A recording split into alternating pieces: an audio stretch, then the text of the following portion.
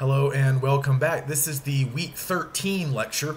So I'm going to try to keep it brief this week. We are continuing to work on critical response 2.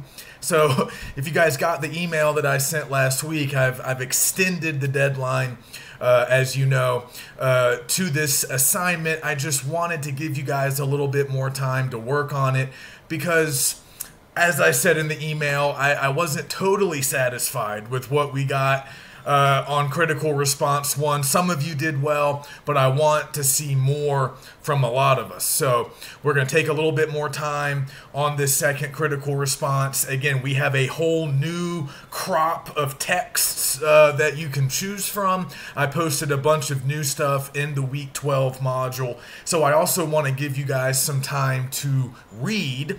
And obviously, I want you to choose a text, read it, take some notes. It's always good to annotate as you read. A lot of times we don't want to do that because we feel like it might slow us down, but it's great to underline important passages, just things that stand out to you, moments or scenes that seem important, seem significant. And also, it always helps to jot down a few notes, just some initial impressions, observations, general thoughts and ideas that you have as you read. A lot of those things might come in handy later, so it's good to create a written record where you have a lot of your early impressions, thoughts, reactions, and you might want to return to some of those later when you're writing. So choose a text, read it, take some notes, and then you can actually get started on the assignment. So what I want to do today is just a little bit of review. I want to go back to some things that we've talked about before, but I also just want to talk a little bit about analysis in general. I want to talk a little bit more about some ways that you guys can dig deeper and generate some more original content about these texts. So we'll do that, but I want to start by just sort of returning to some familiar territory and just reminding you about the critical approaches. So what makes critical response 2 a little bit different from the first one is I want you guys to adopt one of these critical approaches now, one of these different schools of literary criticism that we've been studying for the last 4 weeks.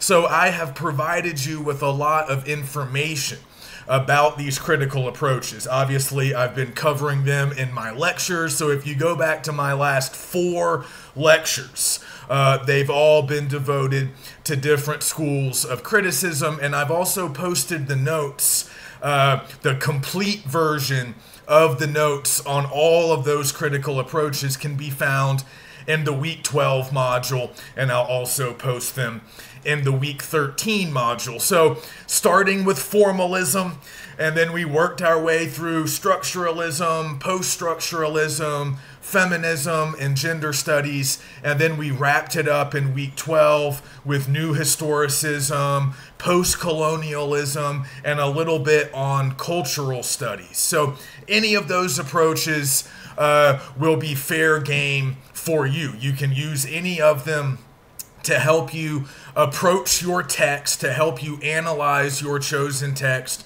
on this upcoming assignment. So you need to go back through the notes that I've posted. You might want to revisit some of those lectures, and you need to pick an approach that just seems like it would work for you. You have a lot of choices. In some cases, in some instances, you might be able to combine a couple of these critical approaches. You know, in some cases, they might work pretty well together. Like you might, for example, be able to combine a feminist approach with new historicism. If you're looking at a particular historical context that might have something to do with equality or women characters, you could potentially combine those approaches. That does work sometimes. Or like new historicism and post-colonialism, for example, because they're very closely aligned in some ways. They're similar in a lot of ways, so we could potentially use both of them when studying some texts. That's an option, but typically we want to pick one approach, one style, one school of criticism, and we're going to use it. Again, we're sort of playing the role of literary critic or scholar. We are conducting literary analysis. We are producing literary scholarship, so we really need to use some of these tools of literary criticism because, of course, literary criticism was created to help us study literature, to help us analyze literature. So you really need to return to those critical approaches. That's a very important part of this assignment, and you need to pick an approach that you want to use. The next thing you need to do is go and look at those analytical tools that I posted.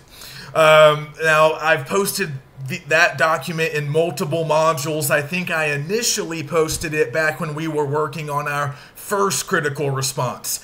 I have a feeling that a lot of us didn't necessarily use it on our first critical response. So I have reposted it. It's in the week 12 module. It's also going to be in the week 13 module. So please take a look at those different strategies or tools for analysis. You don't have to use them all. You don't even have to use most of them. If you could just use one, if you could just maybe answer some of the questions that I included in that document, that's going to help you jumpstart analysis. So look at some of those strategies, surface and depth. A lot of us were remaining on the surface level with our first critical response, and sometimes it can be okay to talk a little bit about a common, typical surface reading of a text, but then you want to compare that to a more in-depth reading where you go deeper. You reveal a deeper, less obvious meaning that might lie beneath the surface, beneath even the literal meaning of the text. We talked about this, kind of the difference between literal and figurative sometimes, and that difference between surface and depth. So that's one way to try to generate some more original content, but also you can look for patterns, identifying an image or a word choice or a symbol that keeps reappearing in a text. Usually if it gets repeated, if it appears multiple times, that's by design. So that usually is significant. It usually means something. So we can play around with that. There's a bunch of things here. Opposites, context, genre, social relevance. So these are just some different ways to conduct analysis, just some different things to consider, some different angles to take when you're looking at your chosen text. So again, you don't have to use all of them. Don't feel overwhelmed. These are just choices. These are just, these are options, ways that you can generate material. And then if you scroll down in that document, it's called Analysis Tools. So you should see it. I also include these different groups of questions. And most of the questions pertain to the literary elements that we have talked about in this class. So I have questions about characters. These should be pretty easy to answer, especially if we're working with a short story or a play. I have questions about setting. I have questions about point of view, questions about irony, comparisons. It's always good to conduct comparisons when we're analyzing. There's questions about irony, questions about time and sequence. So kind of like plot sequence, how time unfolds. Are we looking at flashbacks, flash forwards? I have questions about sound, and those mostly pertain to poems, but not exclusively. We can also talk about the sound of prose in a short story, or even sound in drama, but we often talk about sound, as we remember, we talk about sound most often in reference to poetry. So that might give us a chance to talk about rhyme and meter. And I have some questions about specific words, individual word choice. as well, and that's that's going to be available to you no matter what you're analyzing, because obviously all of our texts involve words. So just a lot of options there, and I want to make sure that you guys are utilizing all of the resources that I've provided. I know that I don't always talk about them week to week, but they are in the modules. So all the notes on the critical approaches and the analysis tools, you really need to use those. You need to open them up, have them open, or maybe have them printed out in front of you as you're working on the second critical response. These are essential things. These are kind of the tools of the trade. And we need to use them if we want to conduct successful analysis. So I just wanted to kind of give you a few examples, because I know using the critical approaches in particular might seem a little strange or a little odd. Maybe we've never really done this kind of work before. So it can be a little difficult at first to get started. But again, this is why you need to make sure you're looking at my notes or my explanations of the critical approaches, because for the most part, they're not super complicated. They just have different kinds of emphasis. They have different points of emphasis. They have different styles, but there's nothing terribly difficult about these critical approaches. You just need to read a little bit and, again, maybe revisit my lectures, because I've been walking us through these over the course of the last 4 weeks. So starting with formalism, I think we should all use at least a little bit of the formalist approach. And in fact, on our final paper, which I'll be talking about more in the weeks to come, I'm going to require that everybody use a little bit of formalism, a little bit of close reading.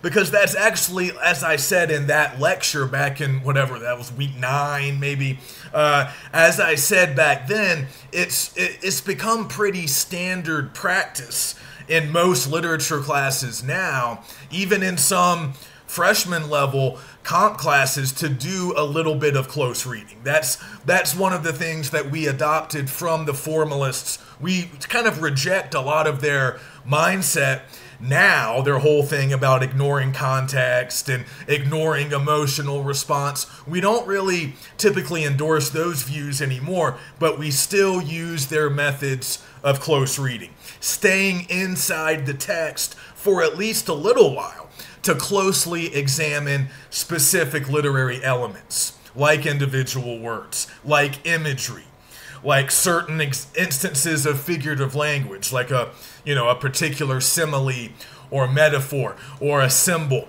just really digging into textual elements. We don't have to do that all the time, obviously, but it's good to do that for at least a little bit of the time. But you could adopt the formalist approach entirely for this response paper, and you could just stay inside the text for the entire paper. That is a little bit challenging, but that's an option. But we can also borrow, like I've been saying, we can borrow certain techniques from the formalists without necessarily having to be loyal to them in all respects. So I encourage all of you to conduct a little bit of close reading on this response paper. And like I said, on our big final paper, you have to do some close reading. That becomes a requirement, one of our requirements. But it would be good to do it here too, even if you're not doing the formalist approach the whole way, because close reading is a really valuable exercise.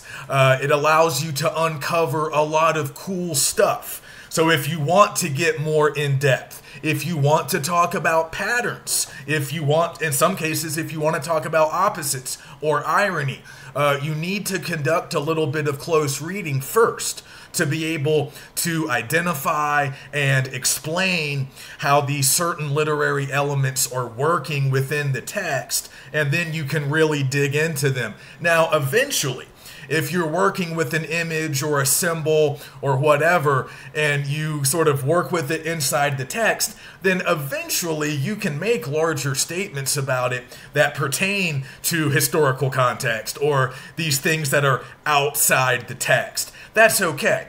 But you kind of have to start inside the text. You know, the formalists would want to stay there forever. We can eventually step outside, but we have to start inside. We have to ground our analysis, anchor our analysis with what we find in the text when we're close reading. That's what we do when we close read. We start with really specific literary elements and we dig into them. It's not enough to just say, hey, here's a cool image.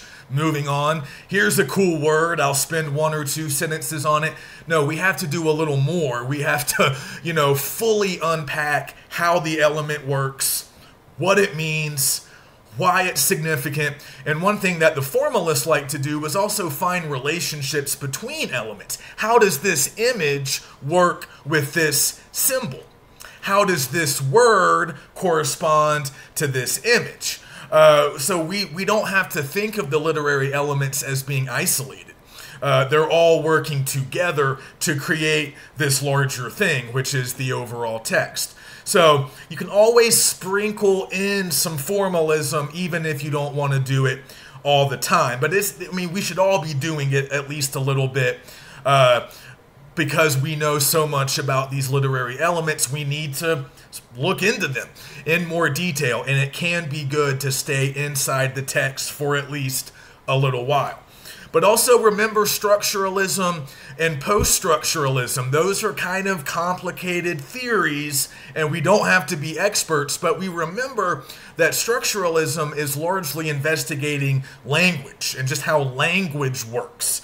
So remember, we talked about Saussure and the whole idea of signifiers and signified, how words work, how language works, right? So in our language, we have certain words that represent concepts or larger ideas, and there's a relationship between the word and the idea that it represents. But as we saw a few weeks ago, that's kind of an arbitrary relationship. We just kind of agree as a language community that certain words are going to mean certain things, and we all sort of follow those rules so we're able to communicate. But we also know that language changes, and new words get added to language. Some words fall out of usage. Things change, things evolve. So with post-structuralism, remember, they're really interested in how unstable language is. They're interested in how that relationship between signifier and signified isn't stable. It isn't eternal. It can change. And again, we talked about the example of Google, the word Google, how it has multiple meanings, right? It can be a verb, it can be a noun, but it's a relatively new word. It got introduced into our language. It didn't really exist 20 years ago. Now it exists. And now it has very specific meanings, but there's no natural inherent relationship between the word Google and the concept of a search engine, right? There's nothing natural about that. That's just what it is, right? That's just what the thing is called. But even using it as a verb, right? Go and Google something. There's nothing natural that would make us think, 30 years ago that word would mean that concept, that idea, that action. We just agreed on it. It just became the thing that we decided we were going to say as a language community, as a culture or a society that shares a language. So the structuralists kind of uncovered that, and they were like, hey, look, this is how language works. And they weren't specifically focused on literature.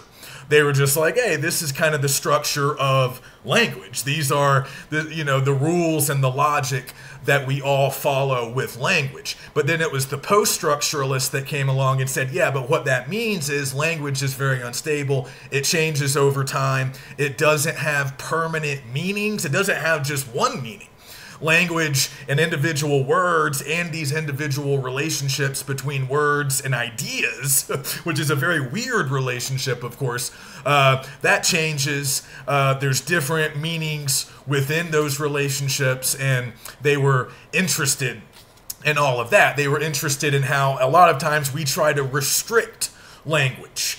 The post-structuralists talked about that. We try to restrict the different possible meanings of language because we're trying to maintain order. The powers that be in a society are trying to kind of control language and restrict it, restrict potential meanings. And they're interested in some of the chaos that might result if we didn't do that. And they're also kind of telling us that authors, in some cases, don't matter. Again, a little bit like the formalists. They're saying once the language is out there, once it's being consumed by people, by readers, there's all kinds of different meanings that can come into play, even if that's not what the author necessarily intended. So if you guys are trying to think about how to apply those approaches to a particular text, just really think about language. Think about individual words. Think about the meanings of words and sentences. And you can perform some structuralist analysis. Or if you like chaos and you like picking out instances of instability and how things don't have stable meanings and how meanings change, then you might adopt a little bit of a post-structuralist approach. Really, it's just a way of looking. Like I've said before, these critical approaches are like different lenses that you can look through when you're studying or analyzing your text. And of course, we talked about feminism. Pretty obvious how you could use that. I mean, you want to focus on female characters, perhaps. You could focus on female authors. You could focus on barriers or problems that female characters or authors are overcoming. Or you could talk about ways that women characters might be changing over time, represented in different ways. So again, like we were saying a couple of weeks ago, the focus can be on historical depictions of women or historical issues or problems faced by women, or it can be more sort of present day, forward looking, talking about maybe progress, talking about women's perspectives, being given sort of equal time and an equal platform now. So you can kind of go back, or you can look at the present moment, or you can look at ongoing problems, ongoing inequalities.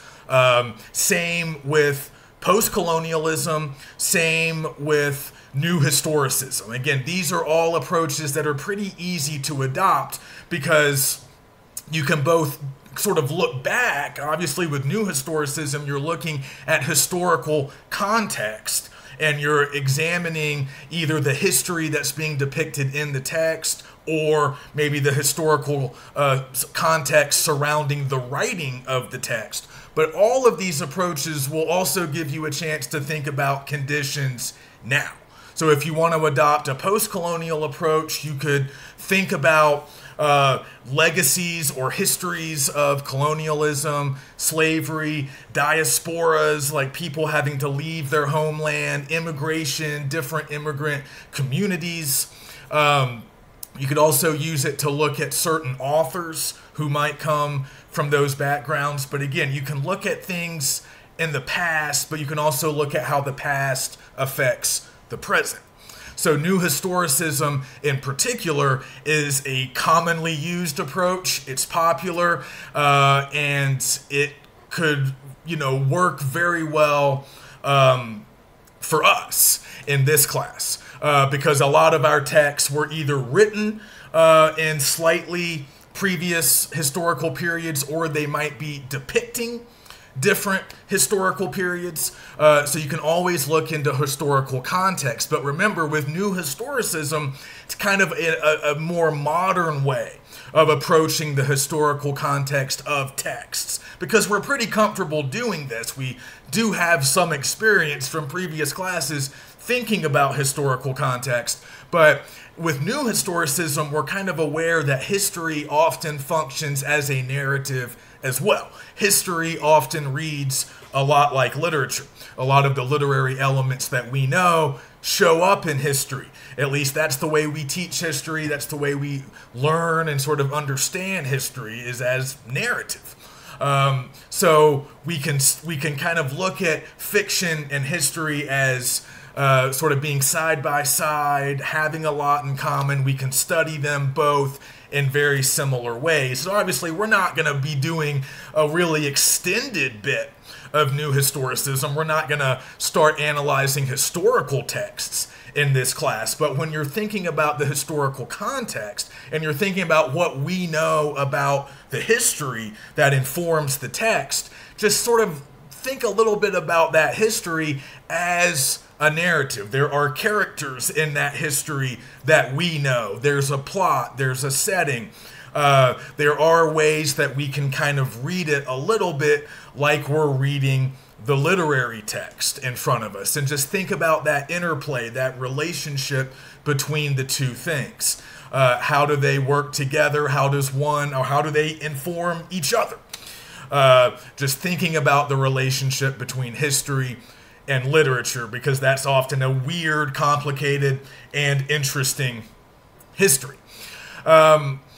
And then we finally talked about cultural studies, which, as I've said, is really more of what we've been doing in our alternative media assignments, because what cultural studies has kind of allowed us to do is study more types of cultural production. So we're not confined to just traditional definitions of literature. We can look at TV, we can look at, graphic novels, we can look at other types of media productions and study them like we've studied literature in the past. So we kind of have a different platform for that. We're not so much doing it in the critical response, but like I was saying before, comparisons are always a nice way to generate some original material and analysis. So you can always compare a literary text to other texts, texts that it's contemporary with, and also texts that might come before it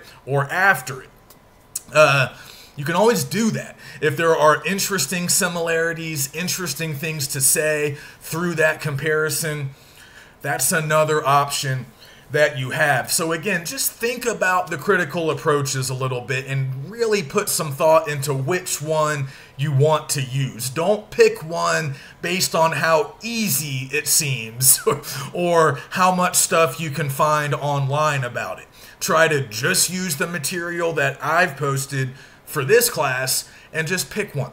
And again, you don't have to be an expert, and it doesn't have to inform every single thing you say and every single move you make in your critical response. It's just a way to get into your analysis. It could very well and probably should help you to shape your thesis.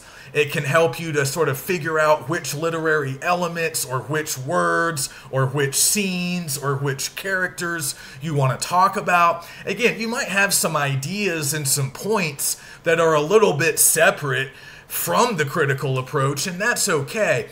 But the critical approach gives you, it should give you some organization, and it should give you sort of an overall goal and sort of mindset that can guide you throughout the writing of the paper. It can kind of center us. It gives us an entry point. It gives us a way to get into the literary text that we're analyzing, and it should give you some direction and some focus as you plan the paper. But again, I with all this extra time that I'm giving you guys, I hope you do sort of follow the steps of the writing process that I hope you've learned in previous classes. You need to start, before you start writing, you need to begin with pre-writing. Generate some ideas. Pre-writing is all the stuff you do before you write, before you draft. So that really largely includes outlining. Get some ideas on paper and then outline your essay. Figure out what you're going to do in each paragraph of your essay. Make sure you have a lot of body paragraphs planned, because you're going to need a fair amount of original content here. So spend some time outlining, and then once you have a plan in place, you know your approach, you know which analytical strategies you might use. You're going to do some formalism, maybe mixed with something else. You're going to look at surface depth and patterns, right? So you have a plan, you have an outline, and then you can start drafting. Then you can start putting together a rough draft. And once you have a completed rough draft, you need to post-write. That's everything you do after writing, revising, editing, proofread. Make sure you're cleaning these up. They need to be polished, largely mistake-free. I don't expect perfection, but revising just means making general improvements to the draft, and editing means finding and eliminating mistakes. So you need to spend some time on those activities before you submit your final draft. So before we sign off today, I just want to talk a little bit more about analysis. Again, a word that gets thrown around a lot, it gets used a lot, but I'm not sure that we always know exactly what it means, and I'm not sure if we do know, we're not always necessarily sticking with it. So just a reminder that to analyze literally means to undo or break something down into all of its individual parts. I just like to repeat that definition because that's really a good way to think about literary analysis. You are breaking these texts down into some of their individual parts largely being these literary elements that we've been studying throughout this semester. We have the fictional elements, the elements of poetry, the elements of drama. We've looked at them all. So those are the individual parts that we're examining when we analyze. So we're taking the text apart in order to better understand how it works and what it all means, why it's significant. So remember, along with the analysis is the interpretation part. We are providing our own original interpretations of these texts. And our interpretation, our reading of the text, that's really our argument. I want you guys to think about your original interpretation as your original argument. It's the argument that you're making. It's what you're trying to prove, and it's what you're trying to illustrate throughout your paper. So you guys should remember doing argumentative writing back in 102. You probably had a big argumentative research paper. You certainly do in my 102 class, and that's mostly the focus in 102. So you might want to return to some of those concepts, some of those memories, if you took 102 recently. Just like then, you have an argument here that you're trying to prove through evidence. And that's another thing I want to talk about today. We need evidence. We need evidence from the text. That's largely how you prove and illustrate a literary argument, is you find textual examples. And a lot of us did this on Critical Response 1. Unfortunately, I'm not sure that we've always been selecting our own textual examples. I know there are lots of places to find popular quotes or famous passages from some of the text that we read. And it might be tempting in some cases to just use those because other people have used those. And I get it. But to perform original analysis, you really have to find your own textual examples, your own quotes, the scenes or the moments in the text that matter to you or that you can use to help prove some of your larger points. That's the idea. So of course, sometimes we are going to use some of the same examples. I might use the same example as a classmate, even though we're working independently, or I might find some examples that have been used before in other studies or other articles or books, and that's fine. There will be some overlap, but we still need to make these choices for ourselves. So, and you don't always have to necessarily quote a character or a narrator, but you need to find a specific example or a specific moment, or again, show us an image. Don't just talk about imagery, show us specific images or specific examples of other kinds of imagery that might engage other senses, but give us specific examples of those. Don't just say generally that the author is using imagery. If you're going to say that, you need to show that as well in order for that point to actually do anything. If you're talking about characters, you need to give us some specific actions or specific words from those characters. Don't just summarize. And that's another thing that we really have to emphasize, is we have to avoid the temptation to summarize. And I know sometimes we feel like we need to provide some plot summary in order to set up a point or a claim or an observation that we want to make. And sometimes that is the case. Sometimes we do have to orient the reader in terms of what's going on at this present moment in the story, in the poem, in the play, whatever. And that's fine. if that is the case, that's fine. But keep it brief, and you never have to summarize the entire plot, typically. You're kind of operating with the assumption here that your readers know the text, okay? Typically, we're not going to be reading a literary analysis of a text that we've never heard of. Typically, this is a text that we know, and since I am your primary reader, you can certainly rest easy with the assumption that I have read all of these texts. I know all of these texts. I don't need them to be summarized for me. I know what happens. Okay, so you don't have to summarize the plot every step of the way from start to finish. That just wastes space. All right, so you can provide a brief summary about what's happening in a particular scene or a previous event that matters for what you're talking about now. That's okay, but that's just a handful of sentences at most. If you have an entire body paragraph devoted to nothing but summary, that's a problem. That's not a body paragraph that's really doing a whole lot for you. I mean, if it's a short paragraph and you provide some essential summary and then you immediately get into analysis, maybe it's okay. But if you have body after body, that's summary. That's just basically recapping major events. That's just not what we want. That's not what analysis is. So yes, sometimes you need a little bit of a foundation of summary to build the analysis on top of. But I want the foundation to be small, and I want the thing on top, the analysis, to be a lot bigger and to be a lot more lengthy. So keep that in mind. Keep the summarizing to a minimum. Okay, and again, I noticed on the first critical response, a lot of us are using summary websites.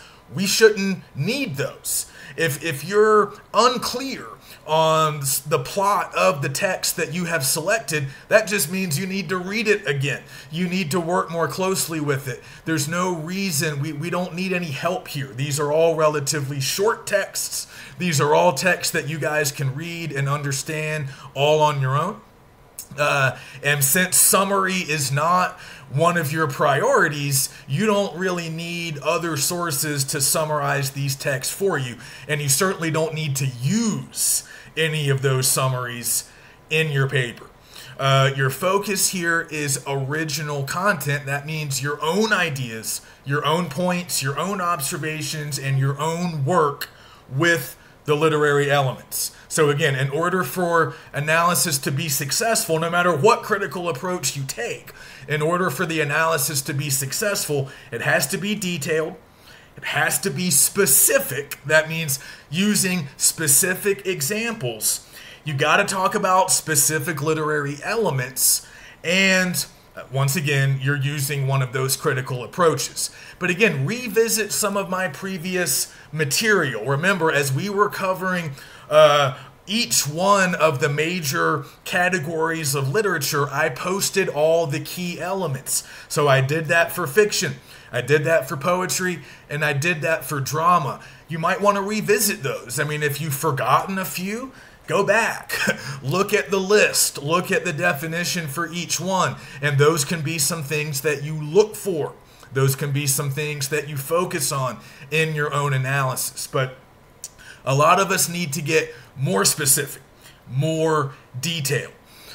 And again, your interpretation might be similar to someone else's, but everyone should strive for an original argument. And really, the best way to do that is to avoid looking for stuff online. All right, like I was saying in my email, you don't need to consult websites really at all for this assignment. If you need the text, and I assume we do, they're all posted in the modules. Download them, print them. I actually recommend printing the one that you want because it can be a little hard at times to read on a computer screen. This is the one drawback of not having a textbook. I would maybe print it out. It's a little more comfortable when you have it in front of you on a piece of paper in some cases rather than a screen, but it's really up to you. But you have the text, and then all you need is the course material. And of course, all of that is available to you. You can use anything that you want that I've posted. That's all fair game. But that's all you need. The modules and the text itself. You don't need websites. You don't need other people's perspectives, other people's arguments. And again, if you're looking at that stuff, even I know our intention isn't always to take that stuff and pass it off as our own. Sometimes we're just kind of looking around. We're looking for ideas. We're trying to get a little bit of a better handle on the text. Maybe, all right, let's see what other people have said about it. And in some cases that can help. And when we're actually doing research, as we will be on the final paper, yeah, I mean, you are going to look around. You are going to read other people's perspectives. You're actually kind of responsible for knowing a little bit of what other people have said. But that's not this assignment. Okay, this is a smaller essay. There's no research involved. We're getting to that. We are doing research soon, but not for the critical responses. We're saving that for our big final paper. So on these critical responses, it's just you. It's just you. You're the analyzer. Okay, you have your text, you have the course documents. Go to work. That's it. There really shouldn't be any other moving pieces here. It's just you, your chosen text, and everything I've posted for you. And that's enough. That's going to give you plenty to complete this assignment as long as you're following instructions and really digging deep. All right, so just remember, the interpretation is your argument. You're telling us what the text means, what the text says. And in some cases, it might be pretty obvious. Maybe other people have made the point before, and that's okay. But just try to put your own spin on it. Try to imprint this interpretation with your personality, your feelings. Again, we can have emotional responses. You can talk about those. You can use the reader response. I actually forgot to list that when I was going back through everything. We're all kind of doing it to a certain extent, but you can focus very much on audience and audience response. Remember, we did reader response right alongside formalism. So you can talk about that stuff. That's another way to generate analysis, right? How is the audience supposed to feel? What is the emotional reaction? And how does that color everything else? So that's all fair game as well. But your interpretation, it needs to be yours in some way. Even if you're reading the text like a lot of other people more or less have, it still needs to be originally yours. And a good way to make that happen is to go just one step beyond what the text means. And the next question is, well, why does it matter? why is it important? Why is this overarching theme? Because that's what we're doing ultimately when we interpret. We're uncovering the key themes and explaining them, right? The messages, the larger meanings. But once we've identified what we think it is, it's always good to try to explain the significance of it. What does it do?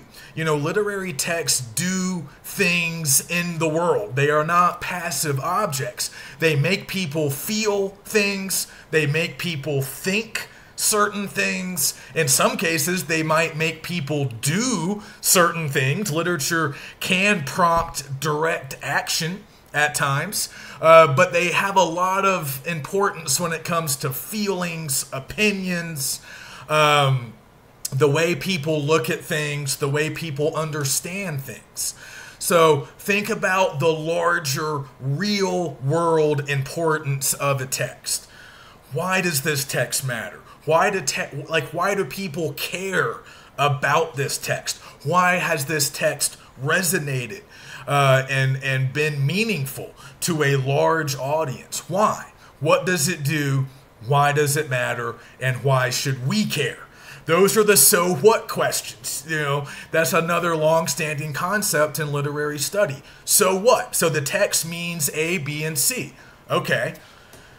But so what? Like, why does that matter? Why do those meanings matter to readers? Why do we care? Why do we think it's important? And what kind of social or cultural function does the text perform? Because if it doesn't perform any function, if it doesn't strike people as important, then nobody cares about it, and we don't teach it, we don't talk about it in school, and it gets forgotten. So we already know. We don't have to assume that these texts have cultural importance. We know they do because they're famous and they've been read by a lot of people. They've been taught, they've been studied, they've been written about. So we already know that they have cultural and social importance. We just have to figure out what it is and why it is. So you have a lot to do. It should never be hard to meet the minimum length requirement. If you guys are digging deep, using my material, and really putting forth some thought and time and effort into these response papers, you will have plenty to say. There's no shortage of potential content. But let me know if you have questions. I'm happy to hear from you guys. I'm happy to meet with anybody individually. We can always do a video conference. Just let me know if you have any questions, concerns, and I will see you next week, and we'll start talking about the final paper.